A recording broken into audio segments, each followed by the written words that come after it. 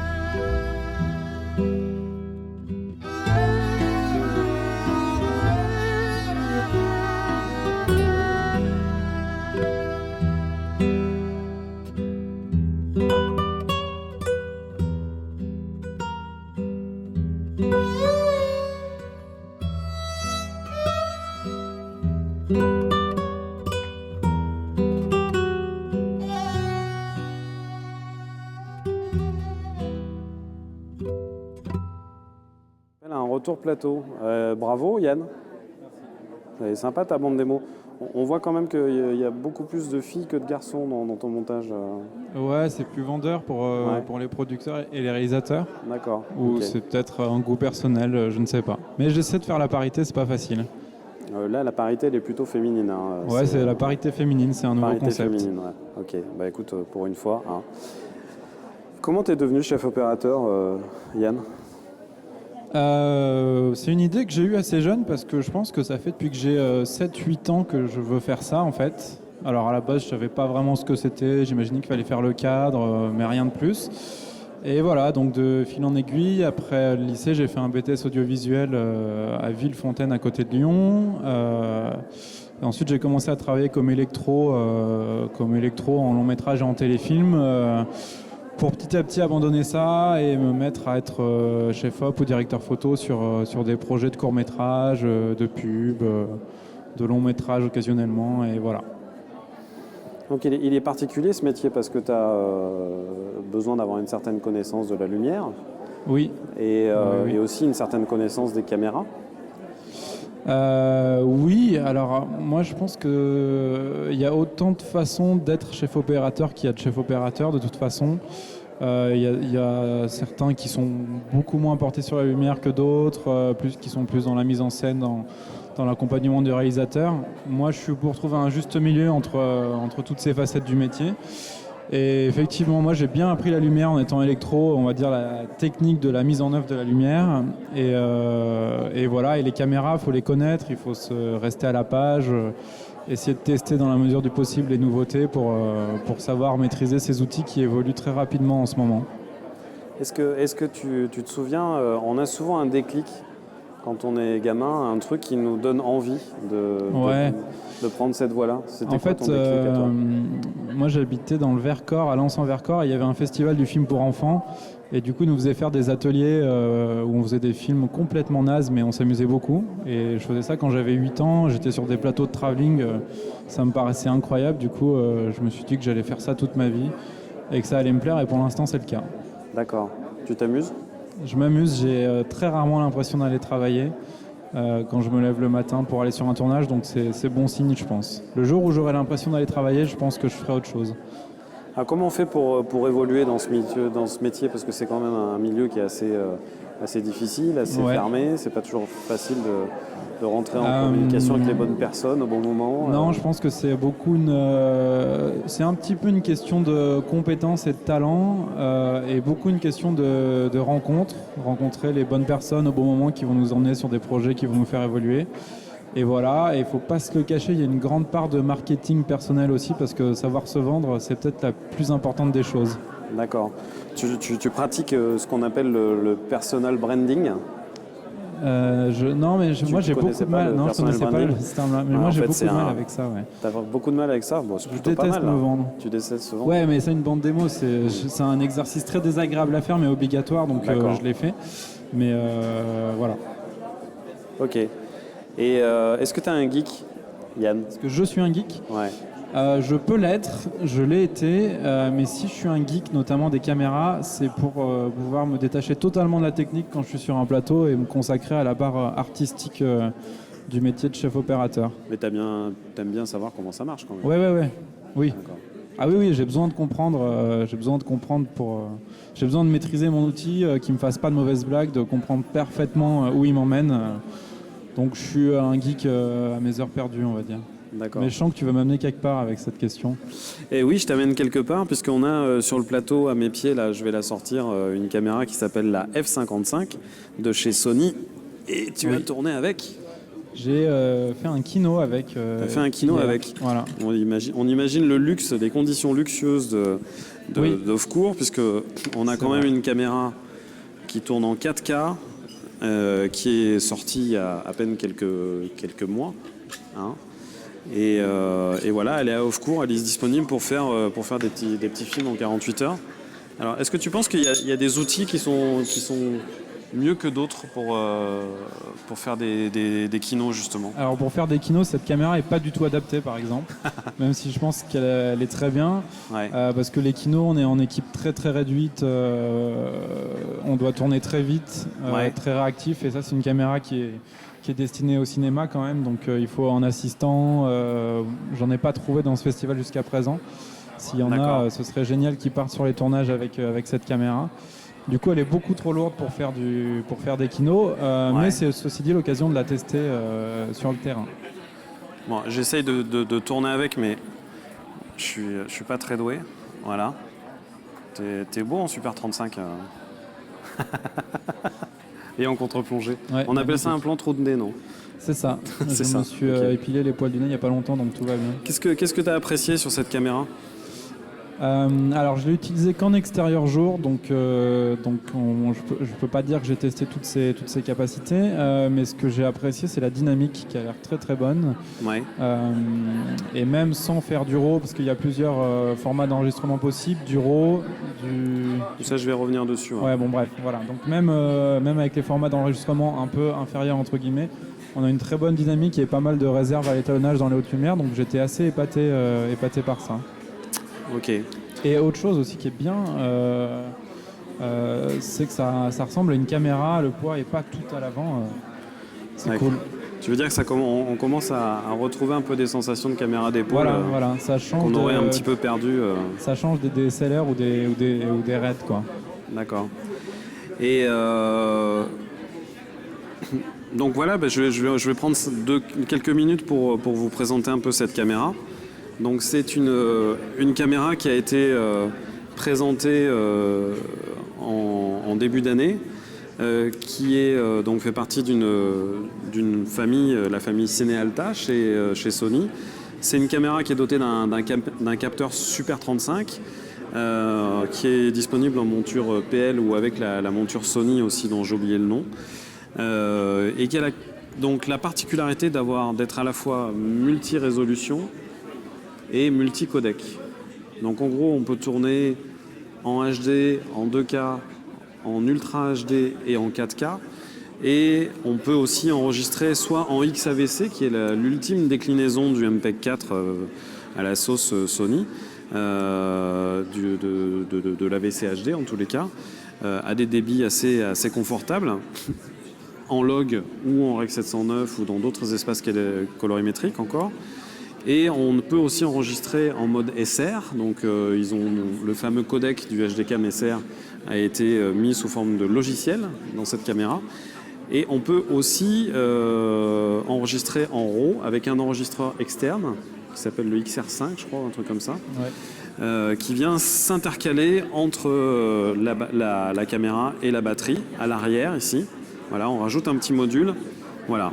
Donc c'est une caméra qui a été en tous les cas assez bien étudiée au niveau ergonomie, qui a la particularité justement d'avoir un log, un système donc de gamma doux comme on disait, pour les petits budgets sur un enregistrement sur un codec d'entrée de gamme, on est quand même sur des choses assez sérieuses, ou alors en RAW, voilà.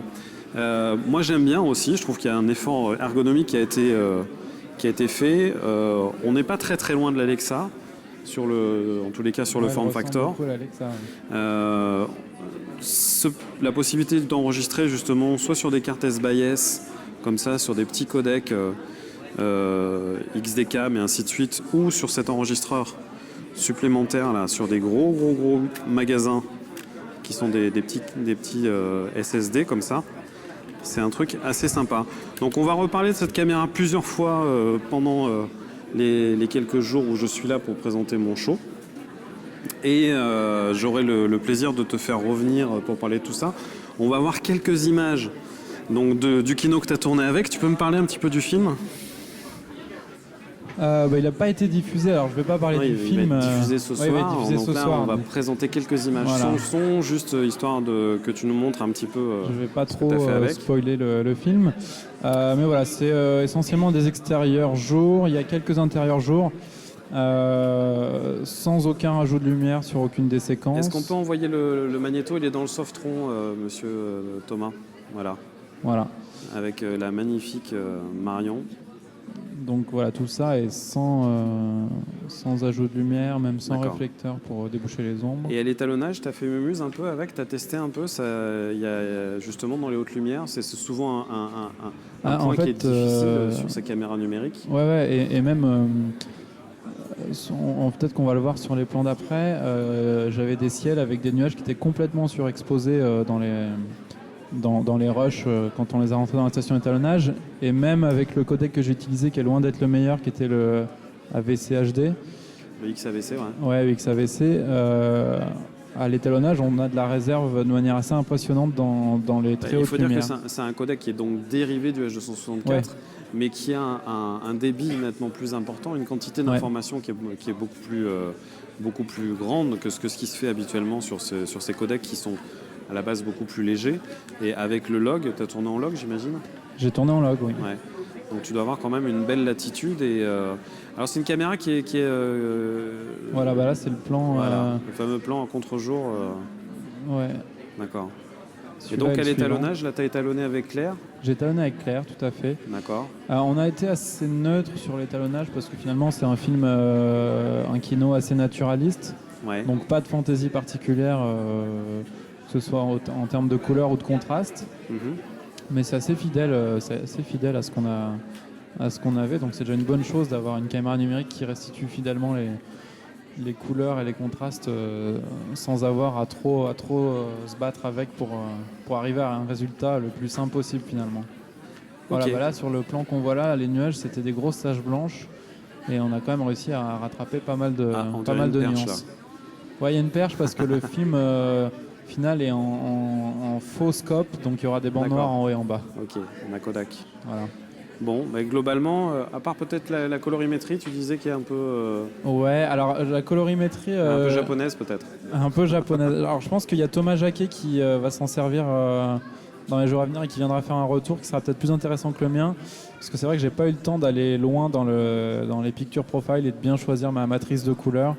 J'avais la matrice, je sais plus laquelle, mais qui donne des couleurs un petit peu saturées, un petit peu trop saturées. Je t'entends De dire base. fluo. Ouais, fluo en fait. Bah ouais, sur les plans du cimetière notamment, on avait D'accord.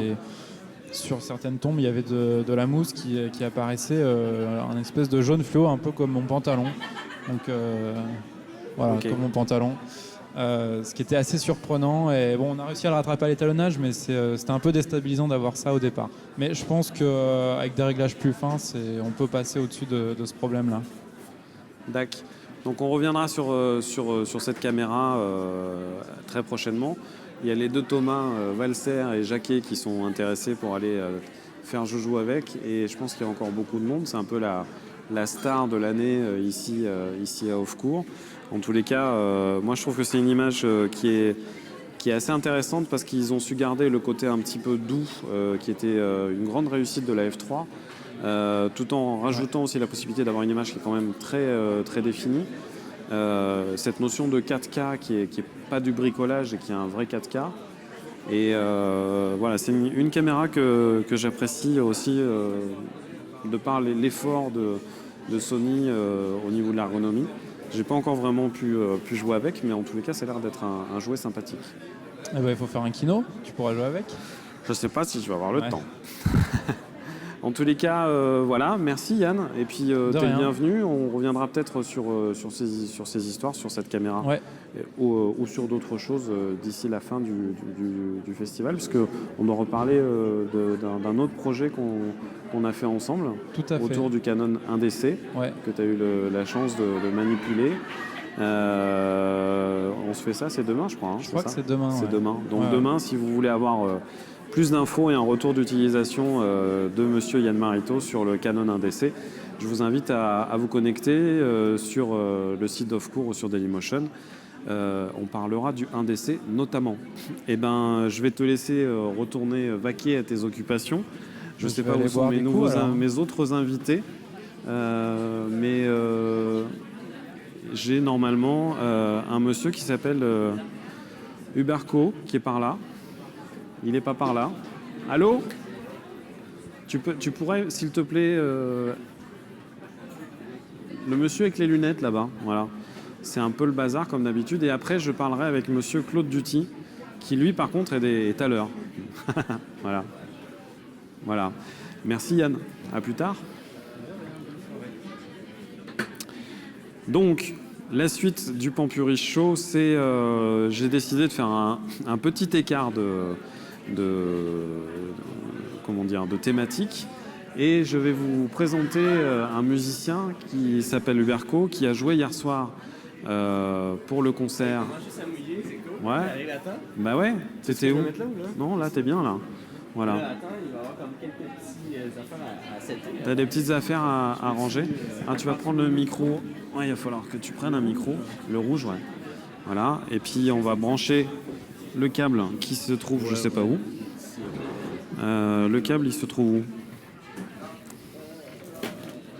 Il y avait un mini jack. Attends un peu. Ok. Non, les ondes, laisse à boire, c'est pas grave. Trop proche du laptop. Voilà, pas trop proche du laptop s'il y a des verres, en effet. Alors, bienvenue à France 2. Ouais, voilà. Donc c'est un peu la bonne franquette, comme on dit ici. Bonjour Emmanuel. Bonjour. Donc, Est-ce que tu peux te présenter, s'il te plaît? Oui, alors, je suis Huberco. Je viens de Québec. Tu viens de Québec et tu as fait un concert assez... tu veux que je te tienne le micro pendant que tu Non, c'est quoi? Ben, écoute. Oui, j'ai fait un concert hier ici, à Trouville. C'est Ouais. la première fois que je viens à Trouville. Alors, c'est ça. Je Et fais de la comment- musique depuis plusieurs années. Comment t'as trouvé ce... Ben, Comment j'ai t'es fait rentré en contact avec ces gens, avec cette organisation, avec ce festival de... J'ai fait un concert au Kinomada à Québec en 2012, mars 2012, au Cabaret du Capitole, dans le Vieux-Québec. Et puis, il y a quelqu'un de Trouville qui était là et puis qui a aimé le spectacle. Puis, ma copine, parallèlement à ça, est venue il y a 2 ans. Elle a fait Ouais. des films ici. Donc, c'est ça. D'accord. Je crois qu'ils ont bien aimé mon spectacle aussi. Tu t'es bien éclaté hier? Mais ça, Ouais. mais ça. T'étais à fond et il y avait du monde à l'autre bout du tuyau, là, de l'autre côté de la grande flaque, comme vous dites, De la Grande Flaque. qui regardait sur Dailymotion, j'ai vu... Ah ouais? Non? Sur Dailymotion? Non? Où ça? Tu sais, on était en direct sur Internet. Ah oui, je sais. Ben, écoute, Ouais. mon garçon et ma copine l'ont vu. Ouais. Puis ma copine, elle a pris une photo de mon garçon qui regarde papa à la télé, donc c'était très drôle. Ça m'a beaucoup touché, en fait. Ça m'a vraiment... Alors moi- D'accord. Moi, si je t'ai fait venir, c'est parce que je t'ai vu utiliser un truc assez étonnant, une surface de contrôle qui s'appelle le Monomi. c'est le ça Monomi, ouais. Un Monomi, peut-être tu peux le montrer, on peut le montrer à l'image. Donc c'est cette chose bistrange. Hein? C'est un contrôleur open source. Ouais. C'est un ami de... Ben, un ami... c'est un garçon de New York qui fait ça. D'accord. Avec sa copine, puis ils en font, disons, on pourrait dire, une centaine d'unités chaque année, en fait. Il y a plusieurs types de modèles. Puis tu achètes ça par Internet, puis c'est ça. Donc, Alors, ce qui est rigolo, c'est qu'il y a aucun repère. non, il n'y a sur aucun le- repère. Voilà. On sait jamais. Toi, tu sais ce que tu Oui, mais déclenches. en fait c'est que la façon que ça fonctionne, c'est que la rangée du haut ici est, exemple, 1, 2, 3, 4, 5, 6, 7. Quand tu pars une track, ça va de gauche à droite. Puis quand tu as une track qui est activée ici, le piton de la track 1 s'allume et le piton de la track 2 va s'allumer. Donc, tu peux arrêter les tracks et les... Bon, je sais que tu comprends absolument rien. Je mais comprends un petit peu parce que... les gens ont de la difficulté, mais je comprends. Ouais. Moi aussi, quand j'ai acheté ça, je comprenais pas grand-chose. Mais quand j'ai vu sur Internet, j'ai fait « wow » parce que c'est intéressant parce qu'il n'y a aucun son dans cette machine. C'est toi qui décides des sons que tu mets dedans. Et puis, donc, c'est comme infini les possibilités que tu peux faire avec ce genre de truc. D'accord. Parce que ce que les gens ne savent pas, c'est que je suis musicien moi aussi à la base. D'accord. Mais quand j'ai C'est compris bon que j'étais à pas assez bon pour faire carrière, on va dire, là-dedans, je me suis mis à l'image parce que c'était plus simple. Ok. Non, c'est pas vrai, c'est pas plus simple. Dans tous les cas, j'étais peut-être plus doué. Mais j'ai toujours été assez intrigué par tout ce qui était justement les instruments, la Des nouveaux musique. trucs, ouais. Voilà. Ouais. Ben oui, c'est Et fascinant. en tant que geek averti, en tous T'es les un cas, geek averti? J'aime bien ça. j'ai trouvé ton jouet assez rigolo. Donc en plus ça clignote dans tous les sens, c'est sympa sur scène, ça fait un petit côté. Ouais, c'est intéressant. ouais. Oh, oui, tout à fait. Mais là, je suis pas encore seté totalement pour faire une démonstration parce que c'est de l'open source, OK? D'accord. Et puis l'open source, c'est des gens partout à travers le monde qui travaillent sur les softwares. Et puis c'est gratuit, donc il y a quand même une certaine petite configuration à faire. Ouais. Puis là, ben, tu m'as pris un peu de cours en me disant qu'il faut qu'on fasse un truc avec ça live. Donc j'ai essayé de préparer un truc, mais là, Mais ça marche pas. ça va fonctionner. Oui, ça va fonctionner. On appelle ça l'effet Bonaldi. Ah ouais? En France, vous dites France, ça? ouais. OK. Jérôme Bonaldi, c'est un mec qui présentait des trucs techniques comme ça quand moi j'étais Puis il y a tout plus le temps jeune. un petit Et problème à chaque avec. fois, il y avait un problème, ça marchait pas. OK. Ben écoute, ça devrait marcher. Je vais juste essayer de faire un petit truc pour... disons que je fais... Donc j'ai vu Est-ce qu'il y avait qu'on est en une direct, petite là? vidéo qui présentait le produit là sur leur site internet. On peut peut-être la passer en attendant. Donc il y a des modèles plus grands, hein, c'est ça? Oui, c'est ça. Tout à fait, tout à fait. Voilà.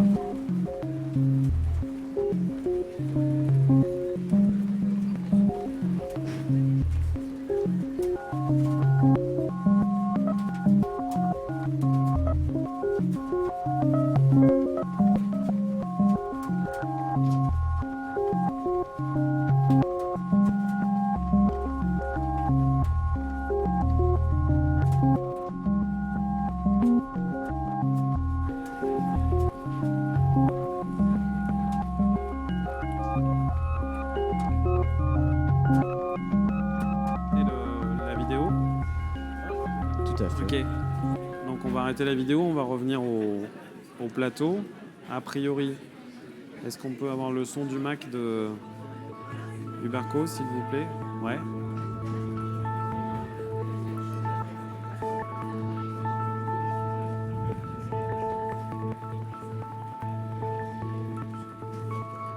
On peut monter un peu le retour.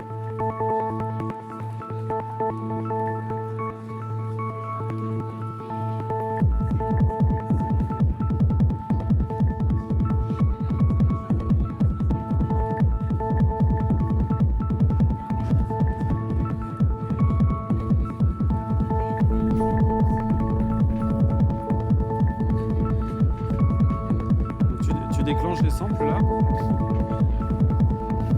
Je peux enregistrer aussi ce que je fais en fait. D'accord. Prends ton micro. Tu enregistres les patterns que tu fais, en fait. D'accord. Donc il y a à la fois l'interface des vieilles boîtes à rythme Ouais, tout à et fait. donc tu peux déclencher des samples, enregistrer ce que tu fais. Ça se peut-tu que le son est baissé? Hein? Le son est baissé? Ouais.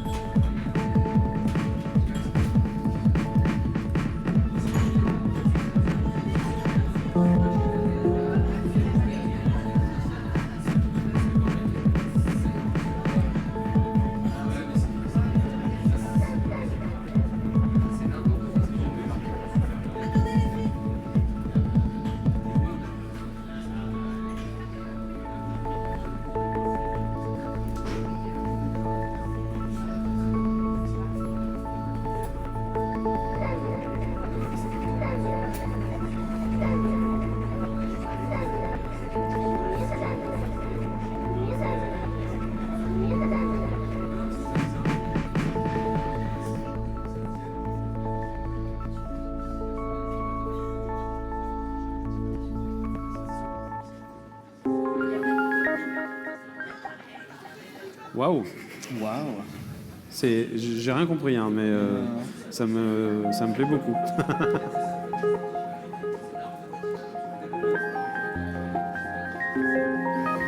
Tu peux essayer? Je peux essayer? Oui, essaye. C'est vrai? Tu peux poser sur les deux dernières tracks. Là. En fait, c'est que la tune se sépare en 8 parties que tu peux trigger simultanément live.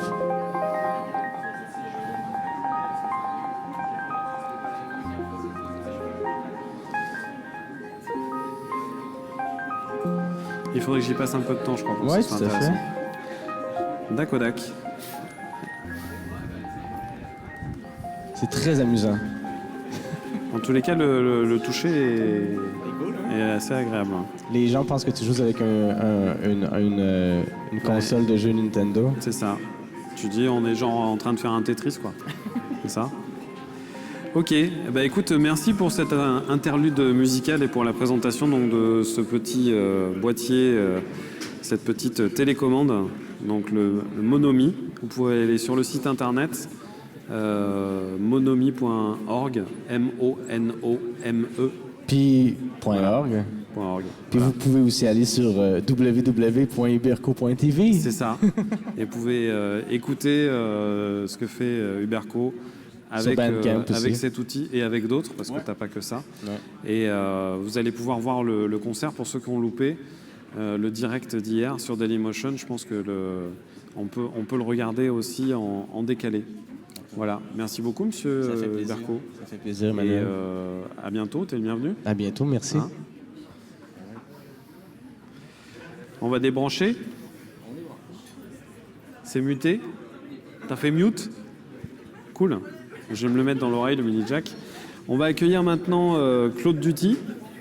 Claude Duty qu'on ne présente plus ici et qui va venir nous parler de son long métrage qui est sorti il y a quelques semaines maintenant sur les écrans. Voilà. Merci. Merci à toi. Tiens, il y a tes lunettes. Ah, on lui donnera après. Salut monsieur. Bonjour. Bonjour. Il a pris un micro jaune. Oui, C'était bon. plus coordonné avec son pull en fait. Voilà, exactement. Ouais. Salut monsieur. Ça va, oui, tout va bien. Ouais. Oui. Et toi? Très bien, Ouais. oui. Ça s'annonce bien cette édition Off Court Ça a 2013. l'air d'être bien. C'est Ouais. quand même le début, donc on a quand même une semaine devant nous. Ouais. Donc ça va. D'accord. Je voulais te faire participer à mon émission pour que tu nous parles un petit peu déjà de ton film qui est sorti En il y en a juillet, le 17 juillet. 17 voilà, juillet. Ça commence à faire 2 mois déjà. Voilà. 2 mois déjà. Bientôt. Et bientôt. alors, je voulais montrer la bande-annonce. Je sais pas si ça va marcher. Parce que, voilà, On la guette. elle est là. C'est Voilà. mieux si ça recommence depuis le début. Donc en direct live, je la remets au début. Thomas, si tu peux switcher sur le Voilà, Mac. la voilà. Voilà. Jamais épousé un collègue. Cette invitation pour présenter ton film à Saint-Martin. Ça, c'est pour vous souhaiter la bienvenue. Vous en faites souvent des tournées comme la nôtre? Dans des centres de vacances, c'est la première fois. On va bien se marrer. Bah, je suis à Saint-Martin. Non, j'ai vu personne. Vous me reconnaissez pas? Huguette. C'est vous qui faites des films? Je crois que nous avons tous apprécié le film de Jeanne Millet. Alors, est-ce qu'il y a des questions dans la salle? C'est quoi vos études? J'étudie la géographie des plaques tectoniques des bises. Ici, on se dit bonjour en se faisant 2 bises. Mais hier, devant la gare de Plouc-Hermitage, c'était 3. Là, on a une zone avec 2 bises et là, une autre avec 3. Un peu comme la bande de Gaza. Jeanne, mais qu'est-ce que tu fais là? Mais c'est incroyable. Il faut une scène, ça doit être mon agent. J'attends un petit coup de fil. Je dois prendre un hélico pour Monte Carlo. Dans votre film, l'histoire, c'est inspiré de faits réels, c'est du vécu. Alors, je m'appelle Jeanne Millet, je suis cinéaste et je viens présenter mon film Baiser Fanny. Oh là là là là là. Voilà le directeur, on vit ça ensemble sur Colo TV, fabuleux. T'es une vedette ici. Oh, tu parles. C'est toi la star. T'as pas changé, hein? Vous l'avez revu ces jours-ci et ça vous a fait quelque chose. Sauf qu'il est plus amoureux de vous. Je sais pas ce qui va se passer. Vous êtes intrusif. Ça a déjà commencé? T'en fous, tu connais le film par cœur. Je croyais que t'avais été tellement malheureux à cause de moi. Viens, on rentre. Ça, c'est- Non. Ah, j'ai honte. C'est une banalité aujourd'hui, une femme alcoolique, surtout dans notre métier. Comment on fait pour s'embrasser? C'est 2 bises, 2 bises et demi, 3 bises, 5 bises, c'était pas du tout. Je crois que je sais. Ah bon? Voilà. Voilà. Donc ce film est sorti il y a maintenant il y a quelques semaines et Oui. c'est ton 3e long métrage. C'est ça mon 3e long métrage, voilà, Ouais. exactement. Donc il y a eu Philippe du Il y a eu Cheveux Fille perdue du cheveu gras, Bienvenue au gîte, et Chez nous, c'est 3. D'accord. Alors Voilà. chez nous c'est 3, c'est une histoire de bise. C'est l'histoire de bise et de cinéma aussi, D'accord. beaucoup. On parle beaucoup de cinéma. C'est un film sur la passion du cinéma, c'est pourquoi on fait des films, pourquoi on n'en fait pas, que c'est dur de faire du cinéma. Et en même temps, c'est un film de retour aux racines. C'est une réalisatrice qui revient dans le village où elle a vécu son adolescence pour présenter un de ses films. Voilà. D'accord. Donc c'est un retour aux racines aussi. Qu'est-ce qui t'a poussé à faire du cinéma, Claude? Alors moi, c'est très vieux. J'ai déjà tout... Je crois que c'est depuis mon enfance. J'ai jamais... Je crois que c'est quelque chose d'inné. Enfin, c'est tout petit. C'est quelque chose que j'ai toujours voulu faire. Dès que j'ai vu des images qui bougeaient, c'est vraiment ça, les images qui bougeaient, ça m'a donné envie de faire du cinéma. Et en plus, ce qui m'a donné envie de faire du cinéma, c'est les génériques de films et les réclames, ce qu'on disait à l'époque, les publicités, plus que les films eux-mêmes. J'étais fasciné par les lettres qui arrivaient, qui dansaient, les génériques, les bandes annonces. Donc j'ai été vers l'animation et vers le cinéma et l'art graphique. Voilà, c'est un mix. Art graphique, cinéma, animation, art plastique. C'est ce mix-là que j'avais envie de faire depuis l'enfance, quoi. On me donnait un catalogue, je prenais des ciseaux, je découpais, je collais. Il fallait que ça bouge, il fallait que les images s'imbriquent, les collages, les trucs comme ça. Voilà. Donc c'est inné. J'ai jamais réfléchi à autre chose. T'as jamais réfléchi vraiment au déclic? Le déclic, c'est depuis mon enfance, quoi. Enfin, il n'y a pas de doute. C'est tellement vieux que je m'en souviens pas. Voilà, pour être franc. Je crois que tout petit, je prenais une boîte en carton, je découpais les bandes dessinées dans les journaux et je les passais en les faisant tourner sur un axe parce que je découpais un écran dans les boîtes en carton. Enfin voilà, je faisais des flipbooks, j'ai toujours fait ça depuis tout petit, quoi. Voilà.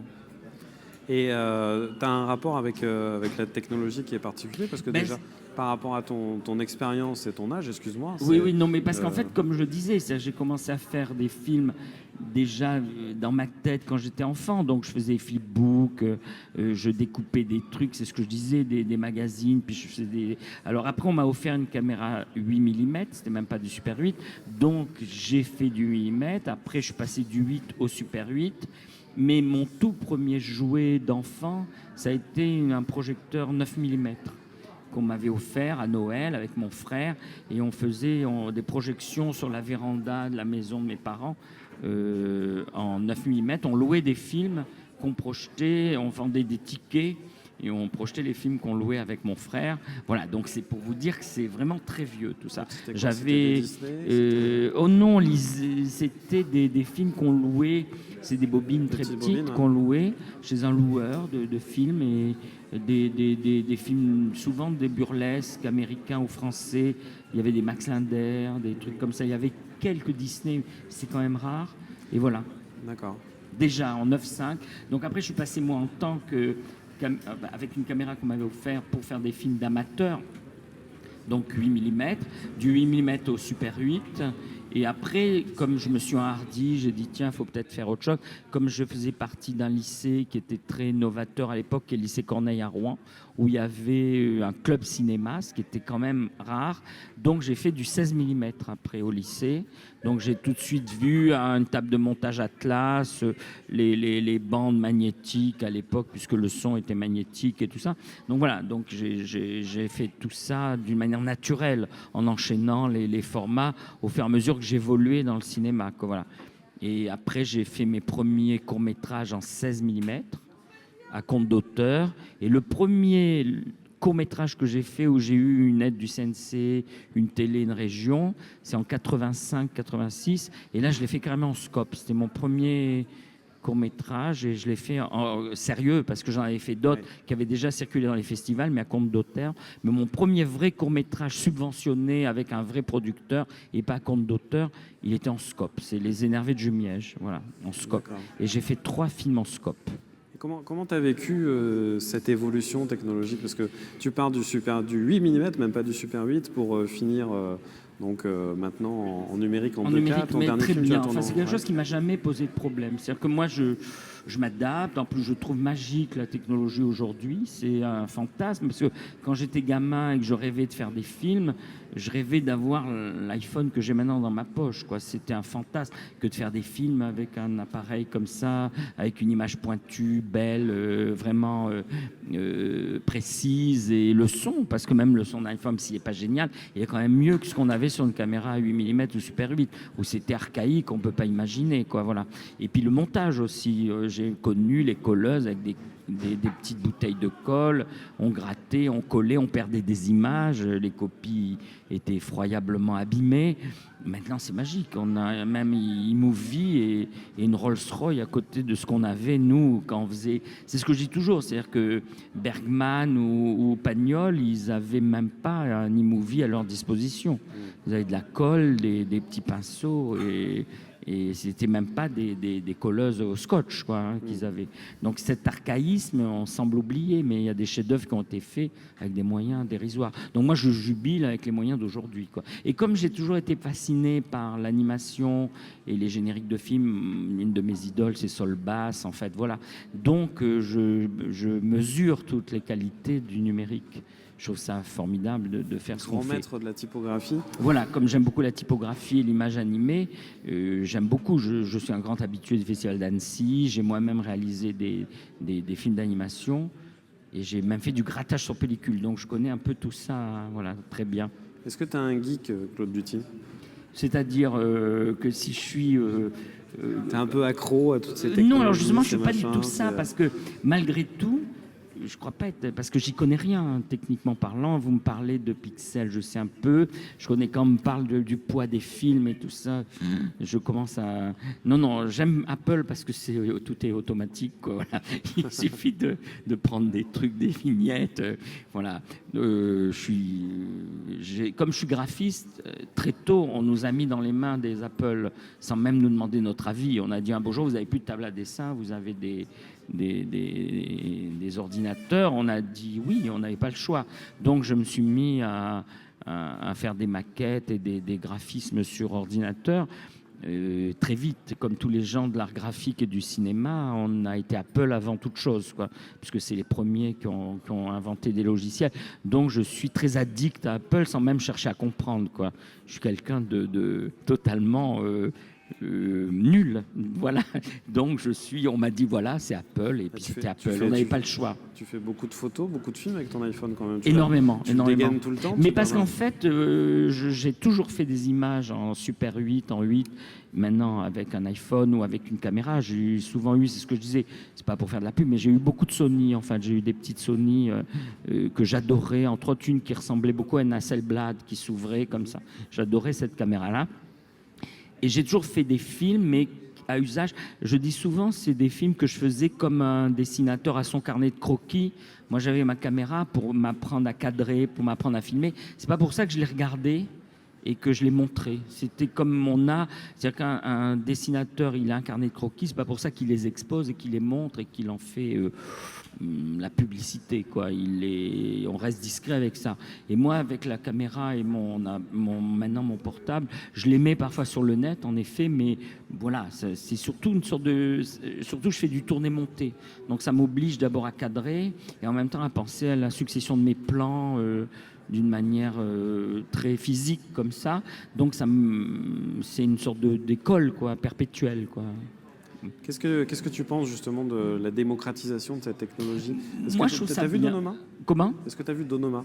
Oui, alors là, je suis beaucoup plus réticent avec Donoma. Pour moi, c'est un peu une escroquerie. Au-delà des qualités du film, c'est-à-dire, on nous dit que c'est un film qui a été fait avec 120 €. Je sais pas, c'est pas vrai. Enfin, il ne faut pas rêver. Voilà, c'est complètement du marketing.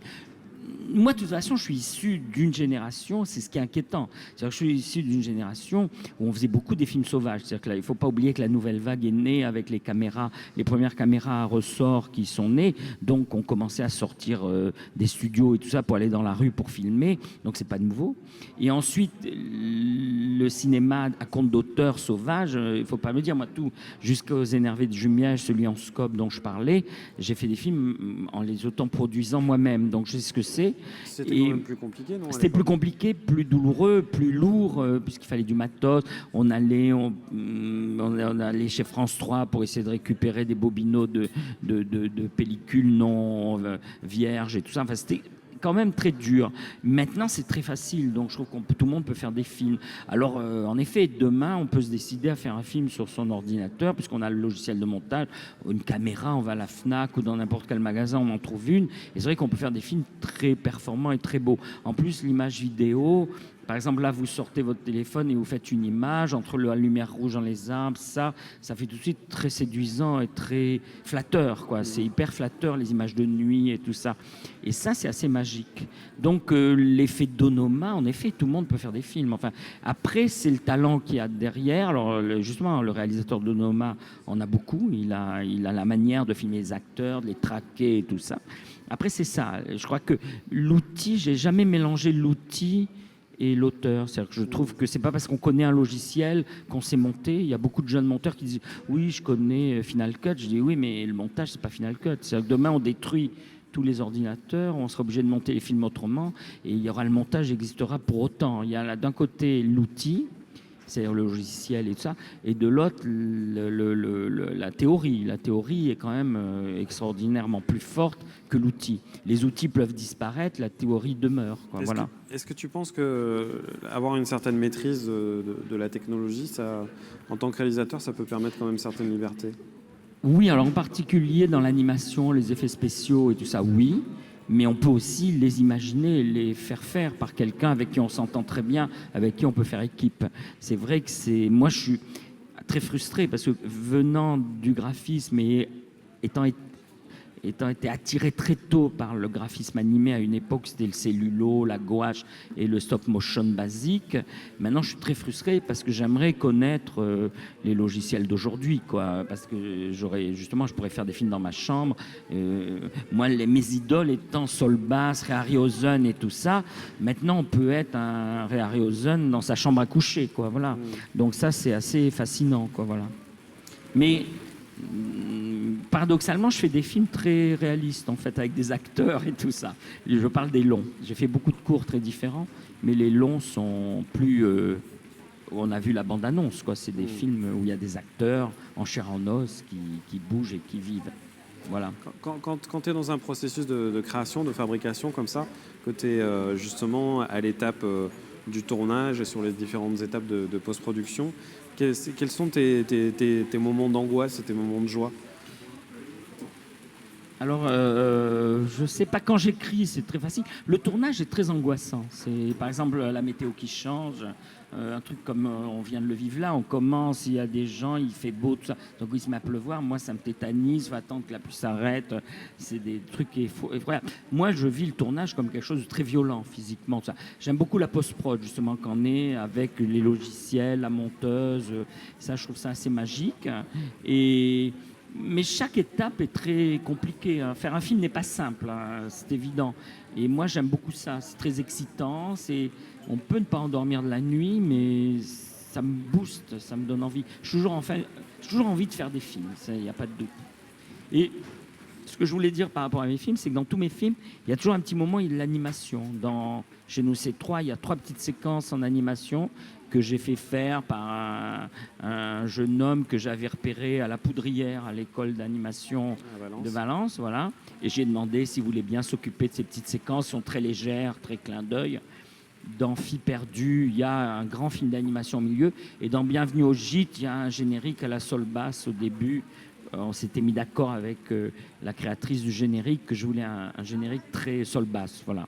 Okay. Modestement, un hommage discret, voilà.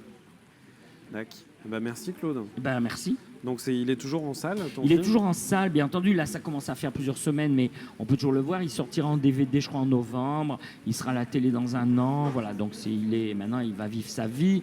Voilà, avec, j'espère, bonheur. Voilà. Ok, donc ça s'appelle Chez nous, c'est 3. Chez nous, c'est 3, ouais. Voilà. Et on l'a tourné avec l'Alexa, pour pas faire de pub. Voilà. Harry, ouais. Voilà, j'ai connu l'Alexa, j'ai connu le deuxième, on l'a fait en chimique, le Bienvenue au Gîte en scope. Et le premier, on l'a fait avec les toutes premières caméras numériques. En HD-cam peut-être Non, c'était les premières je sais pas, PD, je sais pas trop quoi. C'est des caméras, c'est celle qui il y a eu l'Auberge espagnole qui a été tournée avec ça, et la petite Lily qui ont été tournées avec cette caméra-là. C'est les premières caméras haute définition sur le marché. En HD-cam alors. Voilà, très, voilà. Avec la F900. Et j'ai tourné aussi avec le appareil photo aussi, voilà. Donc j'ai un peu tout fait. Il n'y a que le 70 mm. J'ai failli avoir un film en 70 mm parce que je travaillais avec les laboratoires Gulliver et tout ça. Et il était question qu'on fasse une copie d'un de mes courts-métrages en 70 mm. Mais c'est tombé à l'eau, il faisait 11 minutes. Soyons modestes. Ok. Voilà. Et bien donc, ça sera le mot de la fin. Merci Claude Duty. Merci à tous d'avoir suivi ce premier Pampurich Show version off-court Trouville 2013.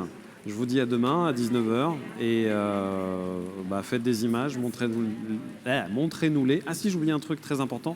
À partir de demain, on va lancer un concours où il va y avoir des prix. C'est donc notre partenaire Atreides qui va nous faire des dotations de cadeaux assez sympathiques. On va reparler de tout ça demain et on vous expliquera comment ça marche. Voilà. Eh bien, dans quelques minutes, c'est le Trouville Beach Live. À plus tard.